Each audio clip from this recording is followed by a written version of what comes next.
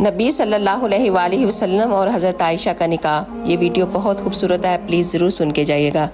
जब हज़रत आयशा रज़ी अल्लाह तआला अन्हा का हमारे नबी सल्लल्लाहु अलैहि वसल्लम से निकाह हुआ तो हमारे नबी सल्लल्लाहु अलैहि वसल्लम ने 500 दिरहम हक महर अदा किया।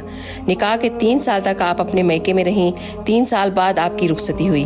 जब आप हमारे नबी सल्लल्लाहु अलैहि वसल्लम के घर तशरीफ़ लाईं तो उस वक़्त हमारे नबी के घर में आपकी ज़ियाफ़त के लिए सवाए एक प्याले दूध के और कुछ भी नहीं था, जिसे आप सल्लल्लाहु अलैहि वसल्लम ने भी नोश फरमाया और हज़रत आयशा ने भी पिया। और फिर शादी के बाद आप जिस हुजरे मुबारक में रहीं उसकी कुल कायनात एक चारपाई, एक बिस्तर और एक खजूर की छाल का बरा हुआ तकिया और कुछ मटके थे पानी और खजूर रखने के लिए। और घर की छत इतनी ऊंची थी कि आप सल्लल्लाहु अलैहि वसल्लम खड़े होते तो उसकी छत को टच कर सकते थे, छू सकते थे। सुभान अल्लाह। इस वीडियो को एक दफ़ा सदका जारिया की नियत से ज़रूर शेयर कीजिएगा। जज़ाकल्लाह खैर।